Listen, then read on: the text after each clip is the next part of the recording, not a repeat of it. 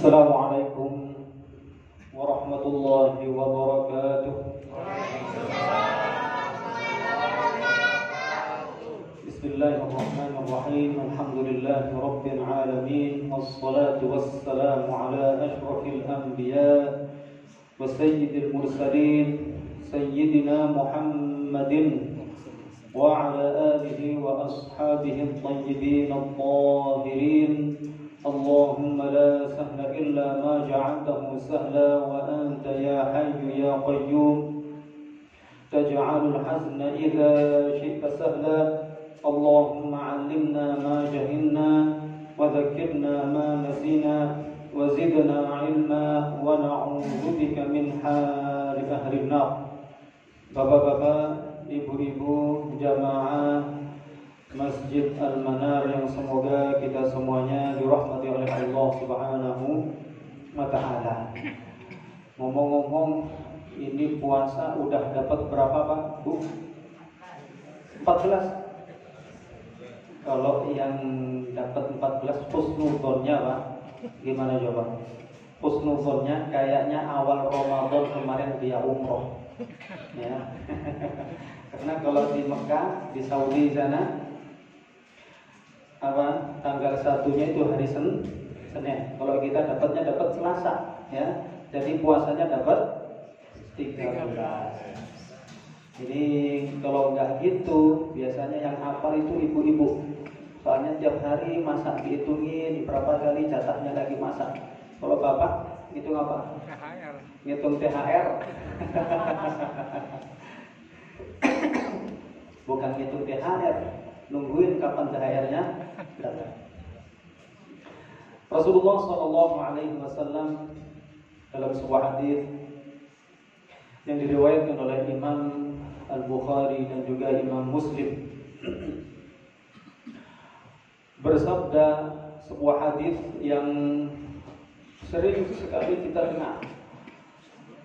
Dalam hadisnya Rasulullah SAW bersabda, kullu mauludin yuladu ala fitrah fa'abawahu yuhawwidanihi aw yunassiranihi aw yumajjisanihi.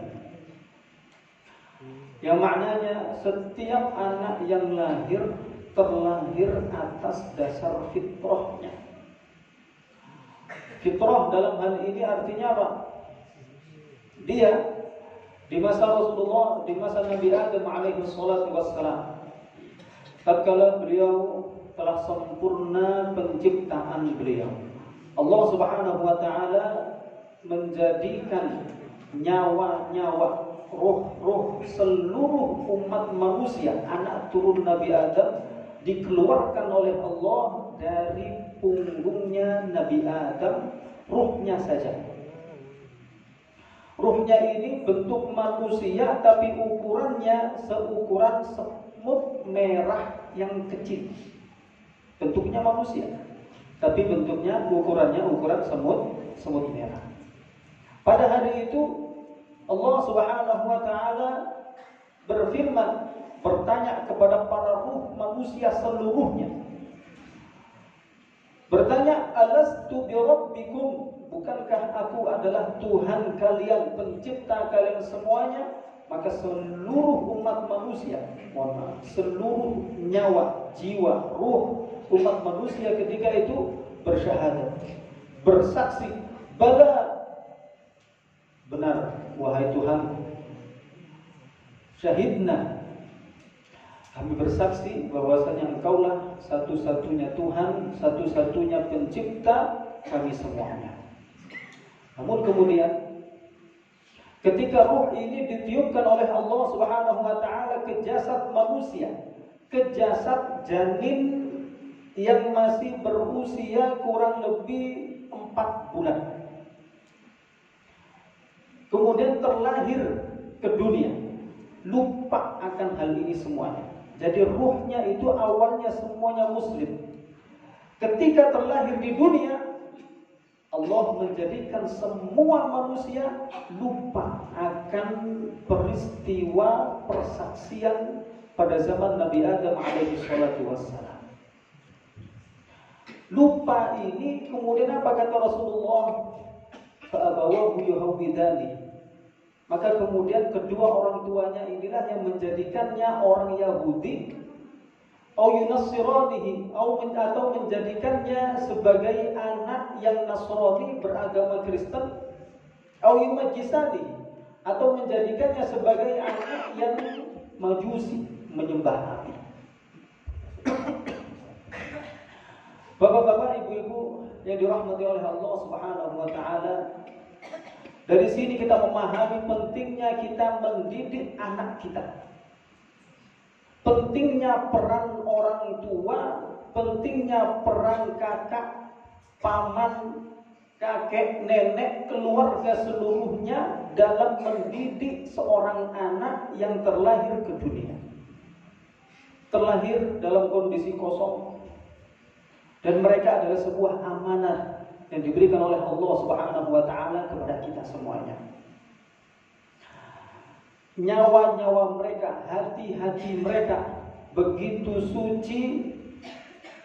Kata para ulama, diibaratkan sebagai ibarat intan yang begitu berharga, yang masih murni, yang mana intan ini masih polosan, yang bisa menerima siapapun yang mengukir intan tersebut.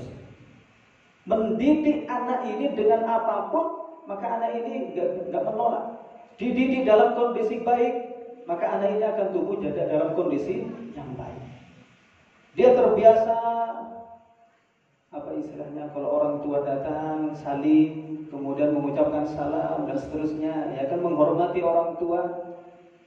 Anak ini dapat pahala, hanya mendidik juga dapat pahala. Kalau misalnya dibiarkan dalam pertumbuhannya ini seperti orang misalnya mendidiknya itu seperti hewan. Artinya hewan itu gimana sih? Dibiarkan saja.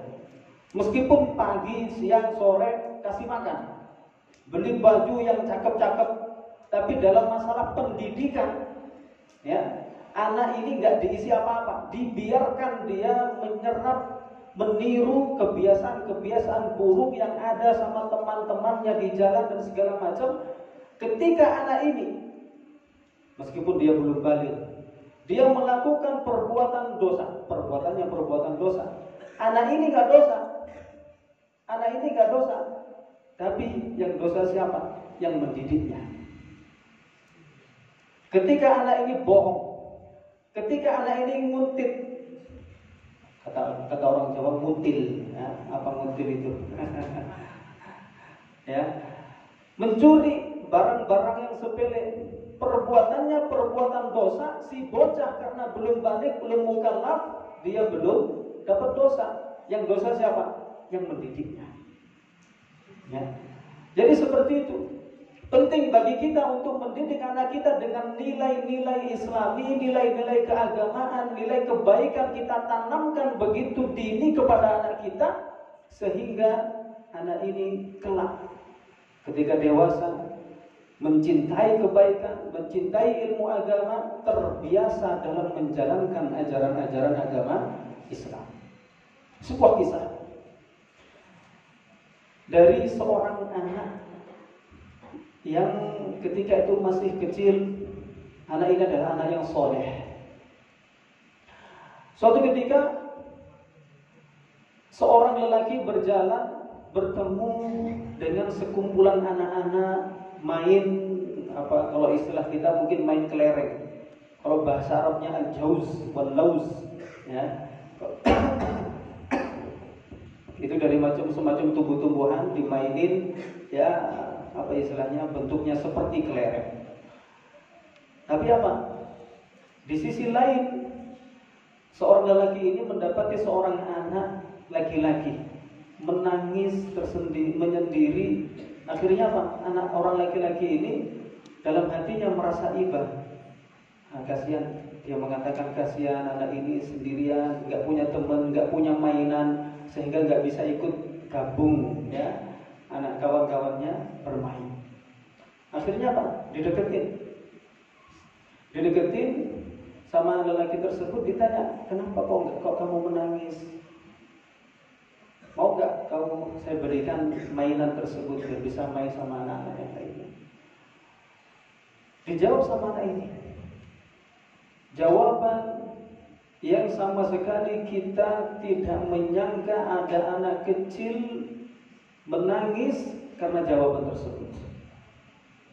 Dijawab, ya abd, ma lil la'ibi khuliqna. Ditawarin beli mainan, dia bilang, wahai paman, kita ini hidup di dunia diciptakan oleh Allah bukan untuk bermain. Subhanallah. Ditanya, nah terus kenapa kita hidup di dunia diciptakan oleh Allah untuk apa? Coba ngetes bocah ini. Dijawab sama ini bocah, balil ilmi wal ibadah. Melainkan kita hidup di dunia ini adalah untuk mencari ilmu dan mengamalkan ilmu tersebut dengan cara beribadah. Subhanallah. Anak yang masih kecil ditanya, dari mana kamu tahu tentang hal ini? Dijawab, hafal Quran. Ditanya suatu permasalahan, dari mana tahunya? Tanya dalilnya, jawab dalilnya. Dari firman Allah Subhanahu wa taala, "Wa ma khalaqtul jinna wal insa illa liya'budun." Kami sekali-kali tidak menciptakan jin dan manusia kecuali untuk diperintahkan beribadah kepada Allah. Subhanallah. Ujung-ujungnya ini bocah akhirnya membuat syair, menyampaikan sebuah syair, sebuah puisi yang begitu mendalam hikmahnya. Beliau mengatakan, arad dunya tajhazu bintilaqi mushammiratan bi kulli saqin wa qadam wa saqi. Aku melihat dunia ini bersiap untuk pergi meninggalkan kita. Dia sudah siap, bahkan menyingsingkan lengan bajunya, ibarat manusia yang sedang berpergian. Dia sudah siap untuk melangkahkan kaki dan betisnya.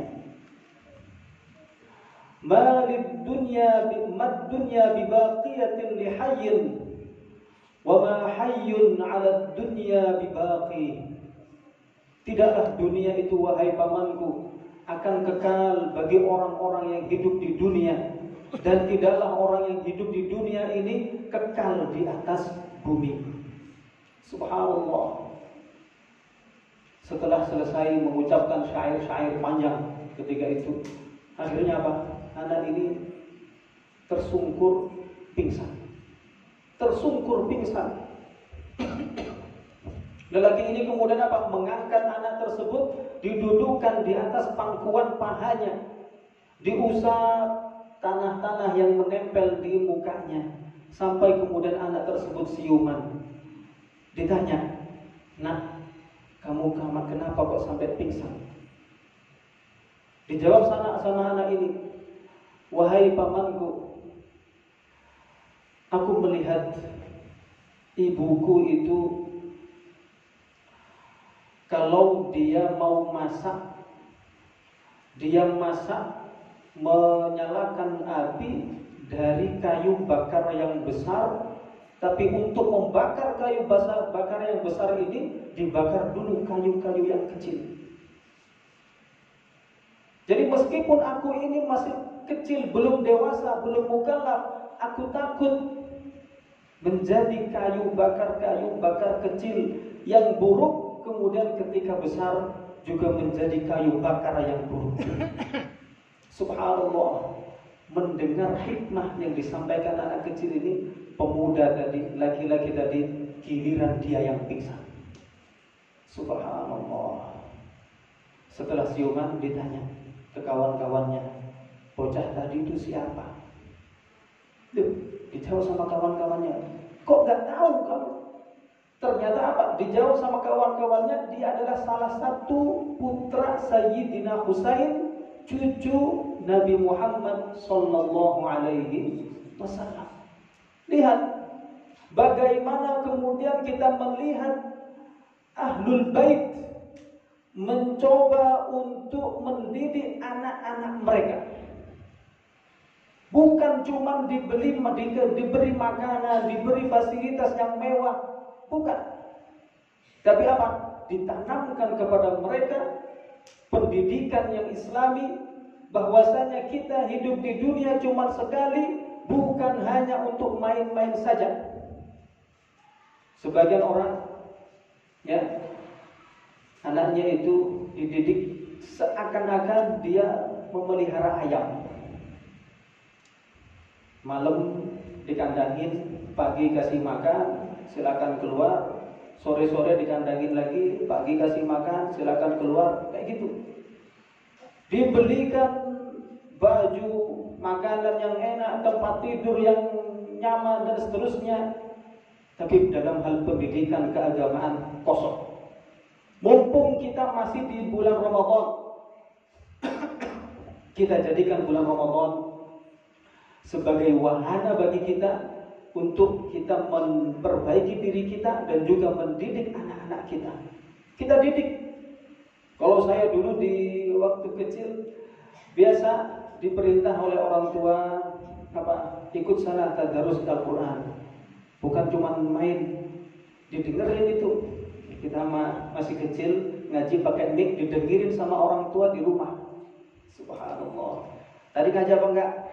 Kalau bohong ketahuan, ya. Karena ada mic-nya. Kok enggak sungguh Pak? Dengar suaranya, ya kan? Pas takbiran juga gitu. Suruh ke masjid takbiran, mana suaranya? Bukan cuma main. Dididik bagaimana mereka takbiran dengan benar. Di antaranya sekarang ini Pak, yang penting sekali untuk kita tanamkan kepada anak-anak. Kalau takbir gimana Pak?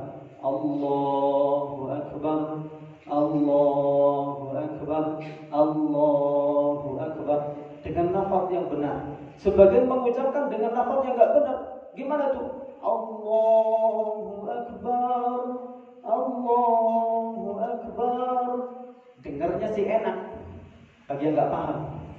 Bagi yang paham, ini kok gini bacaannya amburadul, ya kan? Mana salahnya? Baknya dipanjangin. Jadi kalau Allahu Akbar artinya Allah Subhanahu wa taala Maha Besar. Pendek baknya, akbar. Tapi kalau akbar, Allahu Akbar artinya apa? Akbar artinya beduk, jidor. Yang dari Jawa paham ini jidor. Ya. Kalau biasanya kalau di masjid-masjid di Jawa banyak yang pakai beduk, ya kan, yang dipukul biasanya itu. Kalau orang mengatakan Allahu Akbar, Allahu Akbar, bukannya memuji Allah tapi malah justru apa? Mencaci Allah. Ini pentingnya. Meskipun ini bocah nggak paham, lihat, ya. Kata Imam Al-Ghazali dalam kitab Ihya Ulumuddin, beliau mengatakan, wa'lam anna ma dzakarnahu fi tarjamatil aqidah yanbaghi an yuqaddama ila as-sabi fi awwal nash'atihi. Sesungguhnya yang telah kita sebutkan di awal tadi tentang bab akidah, keyakinan kita kepada Allah, pengetahuan kita kepada Rasulullah SAW, masalah-masalah akidah yang bagi an yuqaddama ila as-sabi awwal nash'ati. Penting untuk kita ajarkan, tanamkan kepada anak-anak kecil di awal-awal dia tumbuh. Tujuannya apa kata Imam Ghazali? Liyahfadhahu hifdhan, biar apal beneran apal. Meskipun enggak paham, ya. Apal beneran apal. Tsumma la yazalu ba'da dzalika yankashifu lahu syai'an fa syai'an. Kalau udah hafal ini, ya, matan-matan kitab-kitab kecil, ya kan, ilmu-ilmu akidah, ilmu-ilmu fikih dan seterusnya, disuruh ngapalin. Meskipun dia enggak paham, yang penting apal dulu, kita ajarin, kita tanamkan ilmu tersebut kepada anak-anak. Nanti ketika dewasa akan terbuka pemahaman bagi dia sedikit demi sedikit. Semoga ini semuanya bisa bermanfaat bagi kita semuanya. Semoga Allah Subhanahu wa taala menjadikan kita, keluarga kita termasuk keluarga yang saleh dan salihah, menjadikan kita semuanya bisa berkumpul di akhirat nanti sebagaimana kita berkumpul di dunia ini di surga Allah Subhanahu wa taala syahadat bersama Rasulullah sallallahu alaihi wasallam serta menjadikan kita termasuk orang-orang yang meninggal dalam kondisi husnul khatimah.